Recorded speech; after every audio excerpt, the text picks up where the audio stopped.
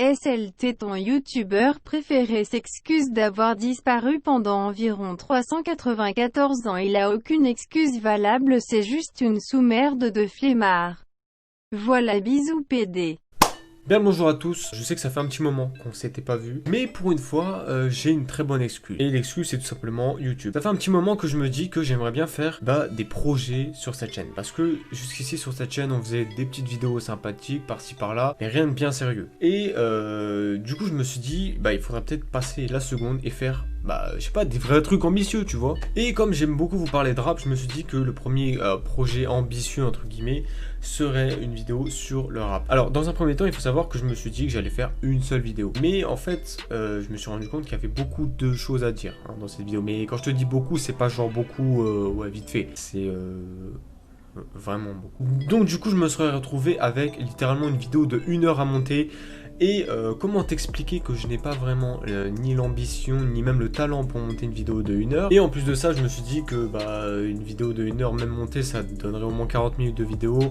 Et que globalement voilà, ça ferait très peu de vues parce que vous verriez juste une vidéo de 40 minutes et les gens auraient littéralement la flemme de regarder 40 minutes de vidéo.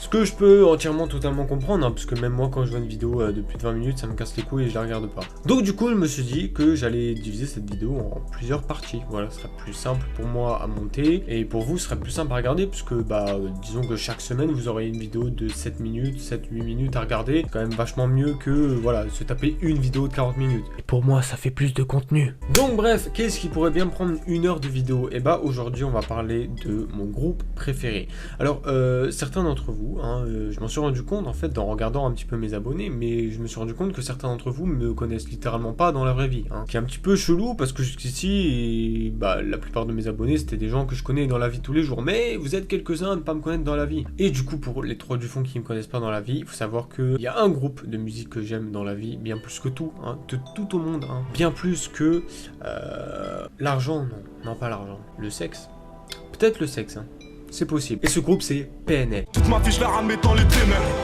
Je me réveille, j'ai cette haine qui me pénètre. Pour moi, PNL ont littéralement révolutionné la musique française, il n'y a pas de débat là-dessus, et voilà, je m'en fous de ton avis en fait. Genre globalement, pour une fois, ton avis ne m'intéresse pas du tout, tu vois. Autant d'habitude, l'avis des gens m'intéresse, autant là, non, je m'en fous. Donc du coup, je me suis dit que j'allais vous faire une biographie de PNL, mais pas genre une biographie, genre, vite fait, résumé avec ce qui a marqué sur Wikipédia, non. C'est vraiment une vidéo complète de A à Z. Vous saurez tout, vous saurez même quand est-ce qu'ils vont aux toilettes, qu'est-ce qu'ils ont mangé à midi, quelle est leur marque de chaussures préférée, vous saurez tout, mais genre tout.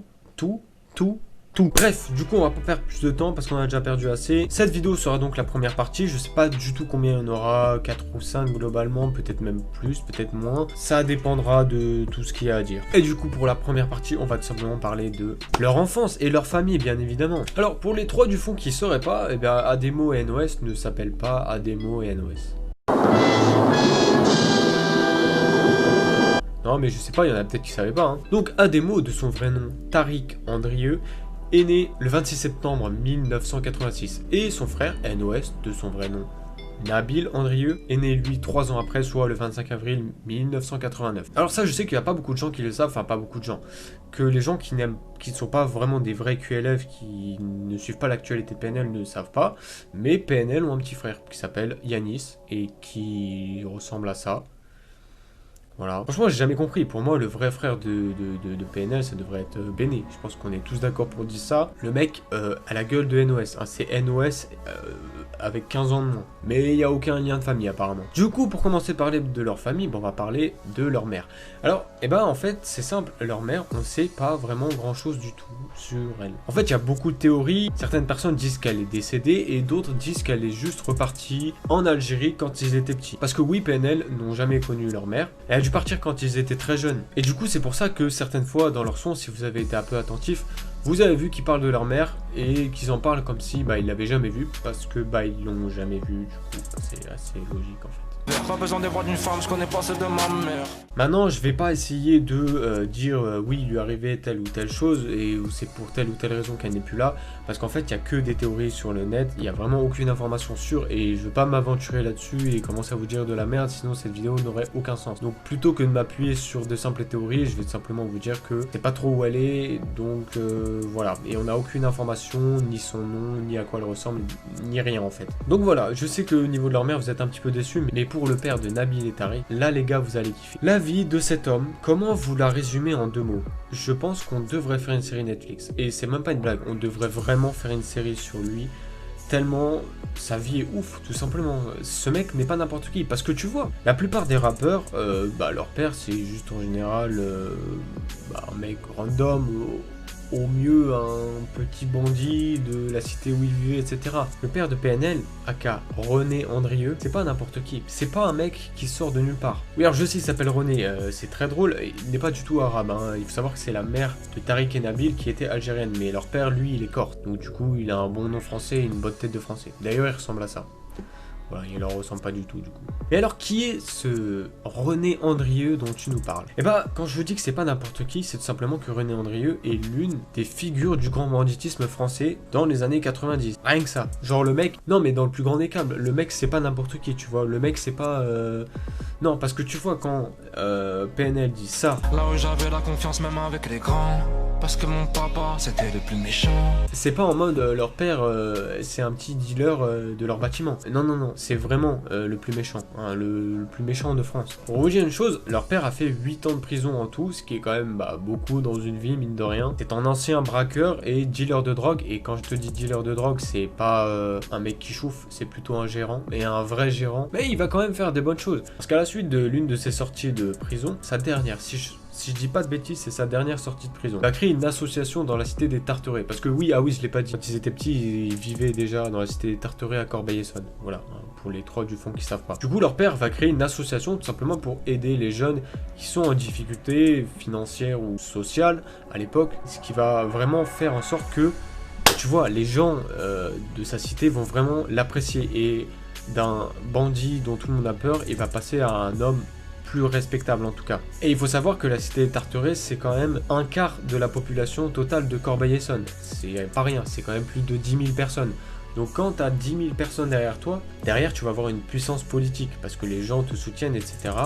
Et tu pourrais devenir maire, pourquoi pas, hein, ni de rien. Mais parallèlement à ça, on refait pas une équipe qui gagne. Et René Andrieux, même s'il fait des bonnes actions, ça reste toujours une grande figure du banditisme, et ça reste toujours un grand gérant de trafic de drogue, en France et en région parisienne surtout. Il va ensuite rencontrer une personne très importante dans la vie et même dans la vie de Tariq et Nabil juste après. Cette personne, c'est Serge Dassault. Alors Serge Dassault, c'est lui. Et si vous savez pas qui c'est, dites-vous que dans les années 90, c'était une des plus grandes fortunes de France. Rien que ça. Et Serge Dassault, à l'époque, il veut devenir maire de Corbeil-Essonnes. Donc du coup, on a d'un côté les personnes qui vivent à Corbeil et qui ne sont pas personnes vivant dans une cité, etc., c'est-à-dire des personnes de classe moyenne. Ces personnes-là vont donc voter pour Serge Dassault. Voilà, c'est une personne, un bon politique comme il faut, qui sait bien parler comme il faut, etc. Mais à la cité des Tarterets, ça va pas être la même. Et quand il va venir la visiter, il va tout simplement se faire caillasser la gueule. Mais quand je te dis caillasser, c'est vraiment pas une blague, hein. Genre vraiment, les gens de la cité vont vraiment lui jeter des cailloux et il va devoir partir. Donc du coup, Serge Dassault, il sent qu'il est un peu dans la merde, parce que c'est quand même un quart de la ville qui déjà de base ne va pas voter contre lui. Et ça veut pas dire que les 3 quarts restants vont voter pour lui, hein. Non, non, pas du tout. Et il se dit qu'il y a quand même quelque chose à faire avec ces 10 000 personnes et qu'il faudrait quand même qu'il les ait avec lui pour pouvoir être élu maire. Du coup, ce qu'il va faire, c'est qu'il va aider, entre guillemets, notre cher René Andrieux avec son association en lui versant de l'argent pour la financer. Alors, bon, évidemment, on n'est pas débile et on sait que cet argent, elle n'est pas vraiment faite pour financer son association. Mais officiellement, c'est ça. Et du coup, René Andrieux va pouvoir dire aux gens des Tarterets, on peut faire confiance à cet homme. Bon, évidemment, vous en doutez, du coup, c'était plutôt des pots de vin. En gros, il voulait juste acheter les gens des Tarterets pour qu'ils votent pour lui, pour qu'il soit élu maire. En 2001, alors là, on n'est pas non plus sûr, encore une fois, et c'est ça que j'aime bien dans l'histoire de ce mec, c'est que on est sûr de rien en fait. Beaucoup de rumeurs par-ci par-là, mais on sait pas vraiment grand-chose. En 2001, apparemment, une affaire de trafic de drogue aurait mal tourné, et ça l'aurait obligé à devoir quitter la cité des Tarterets avec évidemment Tariq et Nabil. On sait pas plus, à l'époque il y avait une rumeur comme quoi c'était le maire de l'époque qui les avait obligés à partir, mais apparemment ce serait pas ça. Encore une fois, je veux pas m'appuyer sur des théories, mais on sait que c'est par rapport à des affaires de trafic de drogue. Du coup, ils vont aller s'exiler en Corrèze. Oui, en Corrèze. Oui, ça. J'en suis fier, j'ai la Corrèze en cathéter. Ils vont vivre là-bas pendant plus de 10 ans et ça va beaucoup affecter Tariq et Nabil qui ne se sentent pas du tout chez eux. Tu passes d'une cité où vraiment c'est la street, la rue, la vraie, à la campagne profonde, parce que la Corrèze c'est vraiment la vraie campagne, de vraie campagne. Tu peux comprendre que voilà, ils se sentent pas vraiment chez eux. Du coup en 2012, ils vont convaincre leur père de retourner à Corbeil-Essonnes, là où ils vivaient quand ils étaient jeunes. Du côté du rap, ça va être pour eux le début, mais ça on en parlera. On va continuer sur la partie de René Andrieux qui est bientôt terminée, vous en faites pas. Du coup René revient et René il a un petit problème. Notre cher Serge Dassault, il était censé lui donner de l'argent. Oui, parce qu'entre temps, Serge Dassault a eu de gros problèmes politiques et apparemment a perdu son titre de maire. Si j'ai bien compris l'histoire, c'était très compliqué. Voilà, je suis désolé si des fois je fais un peu des petites erreurs, mais c'est une affaire très compliquée, je vous le dis. C'est pour ça qu'elle mérite une série Netflix pour moi. Bref, du coup, il va avoir beaucoup de problèmes et il ne va du coup pas verser l'argent qu'il devait à notre cher René. René va alors lui mettre un coup de pression et lui dire: écoute frère, tu vas me verser la tunasse parce que j'ai fait tout ce qu'il fallait pour toi, c'est pas ma faute si t'es pas maire actuellement. Et du coup, Serge Dassault va alors dire: non, mais moi j'ai versé l'argent à un mec qui devait te l'apporter. C'est pas ma faute, le mec te l'a pas apporté. Et du coup, René, avec un autre ex-braqueur qui était son ami et à qui notre cher Serge Dassault devait aussi des sous, va du coup aller mettre la pression à notre cher maire de la ville. Ils lui mettent la pression et Serge Dassault il aime pas trop ça. Du coup, il demande au mec qui était censé posséder l'argent, vous savez, non parce que c'est compliqué à comprendre. Bon, en gros, il y avait Serge Dassault. Il donne de l'argent à un mec qui était censé le redonner à René et l'autre braqueur. Et du coup, ils mettent la pression à Serge.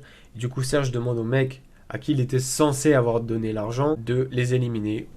Rien de plus. Voilà, tout simplement. L'autre ex-braqueur ami de René va se faire tirer dessus et à plusieurs reprises, ils vont essayer de fusiller notre cher René Andrieux, mais ils n'y arriveront jamais. Et du coup, l'homme qui avait fusillé sera alors condamné à de la prison et dira aussi qu'il n'a jamais reçu l'argent de Serge Dassault. Officiellement, l'histoire s'arrête là. Officieusement, il y a dû avoir certainement une suite. Malheureusement, il n'y a aucune trace de la suite de l'histoire. Ça a dû certainement se régler en privé.